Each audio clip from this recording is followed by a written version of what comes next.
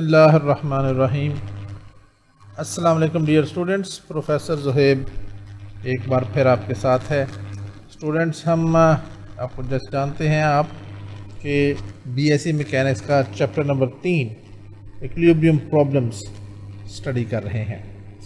इस सिलसिले में आज हम एग्जाम्पल नंबर 2 करेंगे, जो कि क्यू के गौरी साहब की बुक में पेज नंबर 55 पे गिवन है।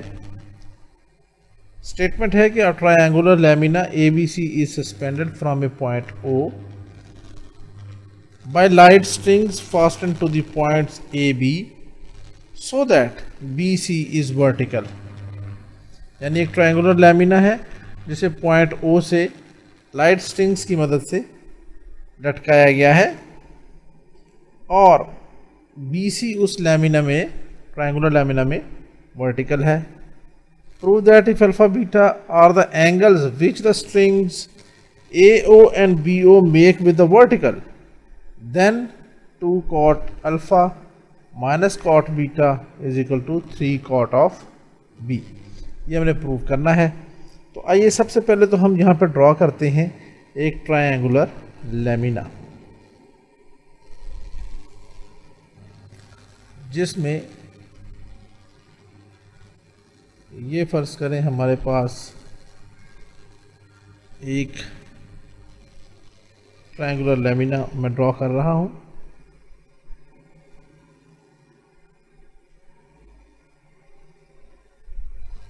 ये और फिर इसी को ही हम मिला देते हैं इसके साथ। तो ये हमारे पास एक ट्रायंगुलर लैमिना बन गया, एक लिहाज से ये ट्रायंगल बन गई। ठीक है जी। अब इसमें हमें क्या बताया गया है कि BC जो है वो, ये पॉइंट अगर B है, ये पॉइंट C है, तो ये वर्टिकल है। इस पर लिखा हुआ है so that BC is vertical. Vertical का मतलब हुआ कि यहाँ पे एंगल 90 डिग्री का बन रहा। और इस पॉइंट सहारा, ये अगर B है, ये C है, तो इस पॉइंट को हम क्या देते हैं, ये A है। अब क्वेश्चन में है कि this triangular lamina ABC is suspended from A point O। यहाँ पे कोई पॉइंट O है,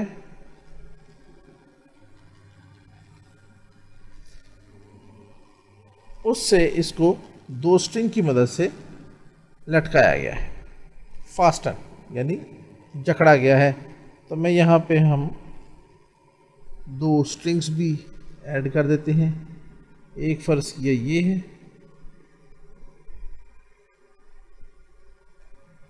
और दूसरी जो है वो हम ये कर देते हैं,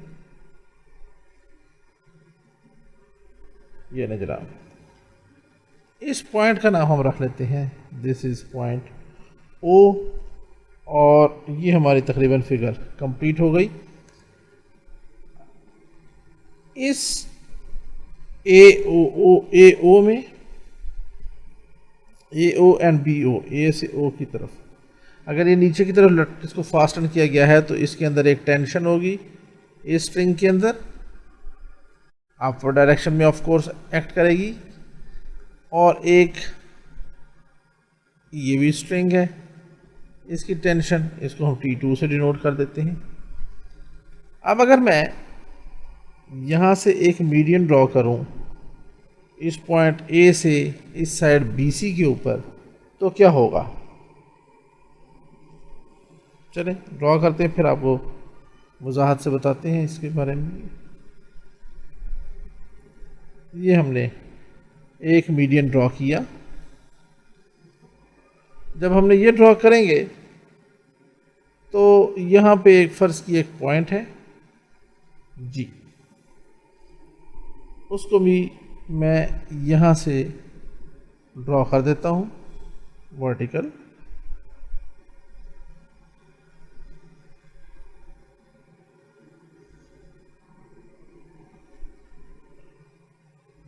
यहाँ पे आ जाएगा ये। बाकी आई थिंक ठीक है। तो ये जो पॉइंट है इसको हम क्या देते हैं, दिस इज G। ये G क्यों है, ये एक्चुअली इस तरह है कि हमने एक्चुअली क्या किया, ये G कैसे निकलता है, यहाँ से मैंने एक मीडियन ड्रॉ किया, ए से साइड बी सी के ऊपर, फिर सी से एक मीडियन ड्रॉ किया तो वो कुछ यूँ आ जाएगा, और फिर बी से ड्रॉ किया तो वो कुछ यूँ आ जाएगा। जहाँ पे ये तीनों एक दूसरे को कट करेंगे वो पॉइंट कहलाएगा जी, जिसे हम कहते हैं that is actually centroid of this triangular lamina. और उस सेंट्रॉयड को हमने जी से डिनोट किया। एक्चुअली ये जो पॉइंट जी है that is centre of gravity. तो जो पॉइंट है, सॉरी, जो वेट है इस ट्रायंगुलर लेमिना का W, वो इस पॉइंट से वर्टिकली डाउनवर्ड एक्ट कर रहा है, जिसे हम कहेंगे W। और जब हम इसको ऊपर तक एक्सटेंड करते हैं तो इस पॉइंट को, इस लाइन को भी O में से डेफिनेटली पास करना चाहिए। क्यों? अगर ये O में से पास नहीं करता तो ये जो तीनों फोर्सेस हैं W, T1 और T2, ये कॉन्करेंट नहीं होंगी।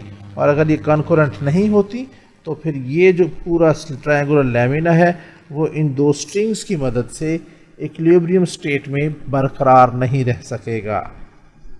ठीक है, तो this is actually the condition of equilibrium, that all the three forces must pass through the same point, a single point, a concurrent point. These three forces must be concurrent, right? तो ये इसमें से जाएगा। अब इस point को मैं क्या देता हूँ, दिस इज D, इसको हम क्या देते हैं, दिस इज E। ठीक है जी। तो ये जो ट्रायंगुलर लेमिना होता है ये हम जानते हैं कि ये 2:1 में होता है, यानी यहाँ तक 2 है तो यहाँ पर 1 होगा। ये किसी भी ट्रायंगल का जो ट्रायंगल मीडियंस जहाँ पे कट करते हैं सेंटर, उसमें जो रेशो बनती है वो 2:1 होती है, हमेशा ये याद रखिएगा। तो इस पॉइंट को, एंगल को हम कह देते हैं this is angle alpha.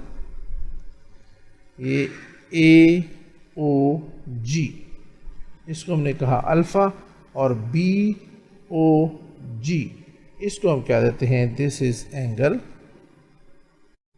Beta. और ये भी एक एंगल बन रहा है, इस एंगल को हम क्या देते हैं, दिस इज एंगल थीटा। ये हमारी फिगर अब कंप्लीट हो गई।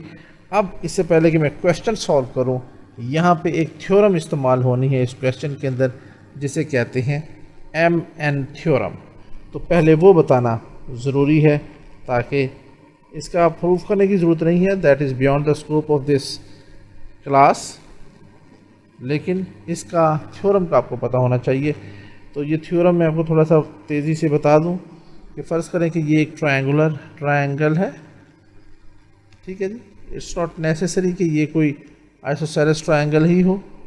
यहाँ से हम एक लाइन ड्रॉ कर देते हैं, यहाँ पे एक मीडियन कह लें, कुछ भी कह लें।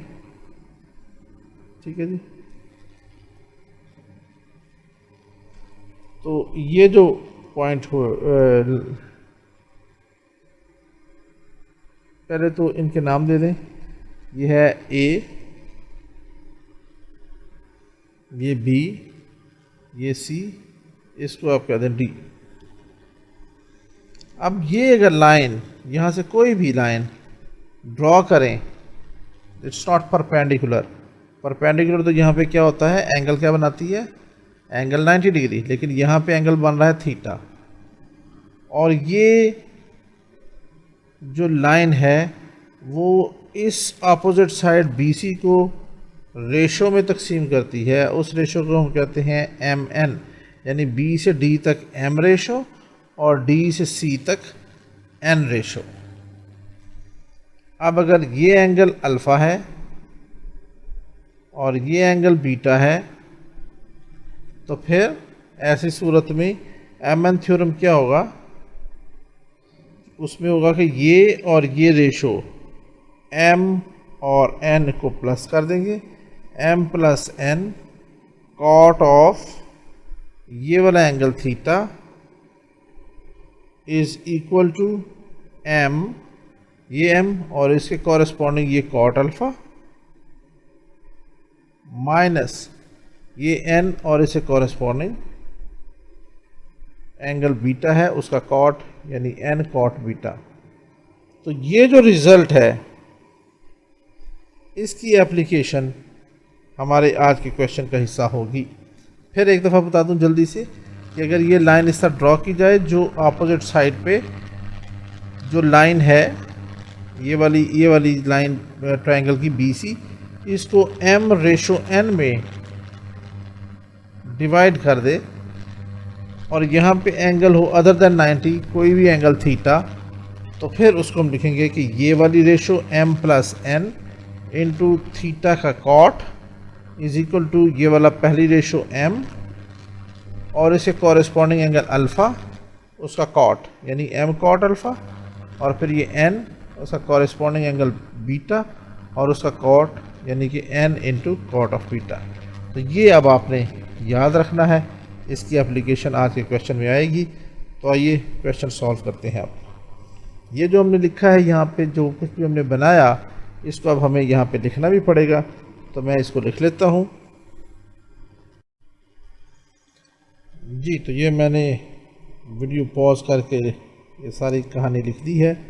Consider a triangular lamina ABC hanging from point O, ये वाला पॉइंट O है, with the support of tensions T1 and T2 as shown in the figure. If AD is a median through A, यानी इस point A से, then this point G is the centroid of the triangular lamina, जिसमें से ये wait W पास कर रहा है। तो इसका मतलब क्या हुआ, therefore हम जानते हैं कि किसी भी ट्रायंगल के अंदर जो सेंट्रॉयड होता है उसकी जो रेशो होती है वो होती है 2:1। तो इसको हम लिख सकते हैं AG ratio GD, that will be equal to 2:1। ये हो गया हमारे पास। हम कहते हैं अब लेट, अब ये एंगल हमने बनाए, BOG को हमने अल्फ़ा शो किया, angle BOG is equal to alpha and angle, sorry ये BOG बीटा था और ये AOG अल्फ़ा है। तो यहाँ पे मैं इसको मिटा के इसको कर देता हूँ AOG।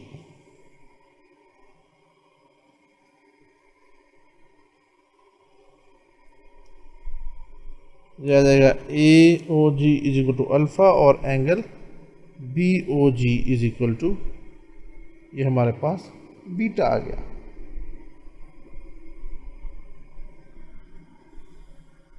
तो ये सिस्टम सारे का सारा क्या है, इक्विलिब्रियम में है। तो हम कहेंगे since the triangular lamina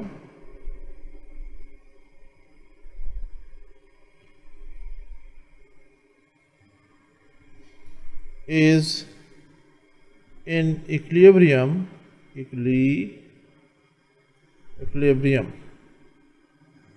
therefore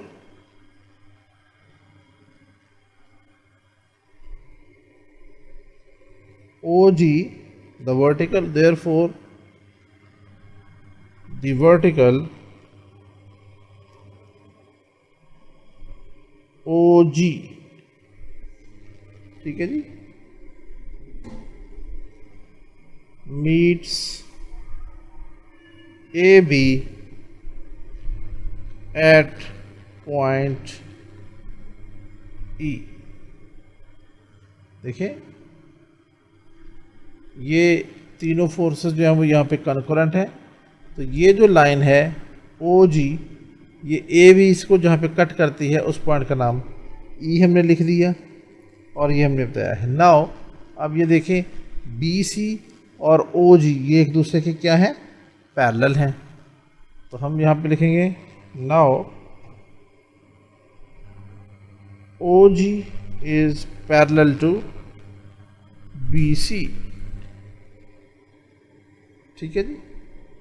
तो अगर ऐसा है, ये दोनों एंगल जो है वो दोनों लाइन जो है एक दूसरे के पैरेलल हैं, तो फिर क्या होगा, ये वाला angle O E B, angle O E B इसके भी बराबर होगा। मैं यहाँ पे इसको रेड से डिनोट कर देता हूँ। ये अगर ये थीटा है तो फिर ये भी एंगल थीटा होगा। ठीक है जी। तो ओ ई बी ये बराबर होगा ए बी सी के बराबर, जो कि ये वाला एंगल है। यानी ये एंगल और ये एंगल आपस में बराबर होंगे। इस एंगल का नाम बी है, इस एंगल का नाम थीटा है। तो हम लिख देते हैं यहाँ पे कि अगर O G is parallel to B C है तो दिस इंप्लाइज एंगल कौन सा था, ये O E B, angle O E B is equal to angle A B C. This implies angle theta is equal to angle B। ठीक है, ये angle theta इस एंगल B के बराबर आ गया। इसको हमने एंगल B से डिनोट किया है। Therefore, तो अगर ये ऐसे है तो ये भी फिर हमारे पास क्या होगा, A से लेके E तक ये भी 2 और E से B तक ये रेशो 1 में आएंगे। So therefore AE ratio EB is equal to 2:1। Now using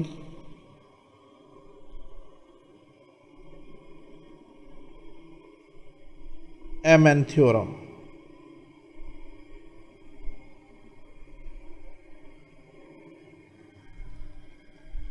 अब यहाँ पे देखें,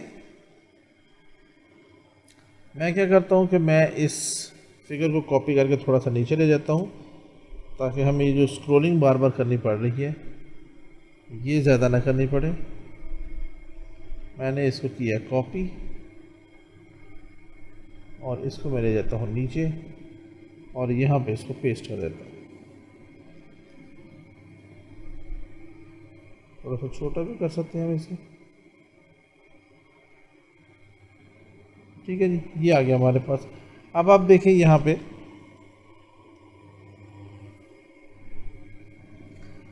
यहाँ पे जो हमारे पास एक ट्रायंगल है। Now using MN theorem for कौन सी triangle, for triangle A O B. Here m is equal to, ये m है, ये 2 के बराबर है, और ये n है, ये 1 के बराबर है, and n is equal to 1।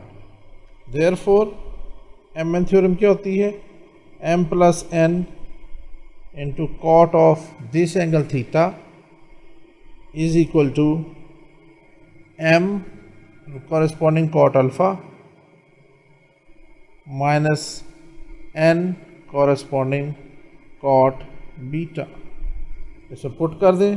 This implies m की value 2 plus 1 into cot of angle theta किसके बराबर है, एंगल b के, तो हमने यहाँ पे लिख दिया angle b is equal to m 2 के बराबर into cot of alpha minus n, ये 1 के बराबर आ गया, ये आया हुआ है, into cot of beta.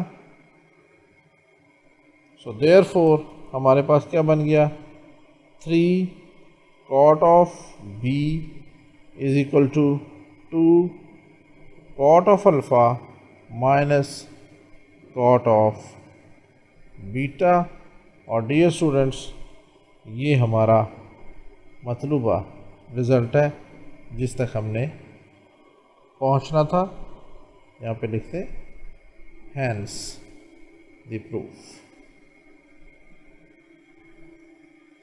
I hope students कि ये क्वेश्चन आपको अच्छी तरह समझ में आएगा। छोटा सा क्वेश्चन था, कोई ज़्यादा मुश्किल भी नहीं था, आसान था। एमएन थ्योरम की इसमें एक्चुअली क्या है कि एप्लीकेशन है, तो वो आपने याद रखना है, उसकी स्टेटमेंट भी और उसका जो एंड रिजल्ट है कि m plus n into cot b is equal to m cot alpha minus n cot alpha. आपको ये क्वेश्चन अच्छी तरह समझ में आया हो, लेक्चर अच्छा लगा हो, तो ज़रूर लाइक कीजिए, सब्सक्राइब कीजिए, अपने दोस्तों के साथ हमारा चैनल शेयर कीजिए। 3 काम करने हैं आपने, फिर सुन लें प्लीज़। हमारे चैनल को सब्सक्राइब करें, दोस्तों से शेयर करें, कमेंट बॉक्स में ज़रूर कमेंट करें और इसे अपने दोस्तों से शेयर कीजिए। मिलते हैं इंशाल्लाह नेक्स्ट क्लास में बहुत जल्द। जब तक के लिए इजाज़त, अल्लाह हाफ़िज़।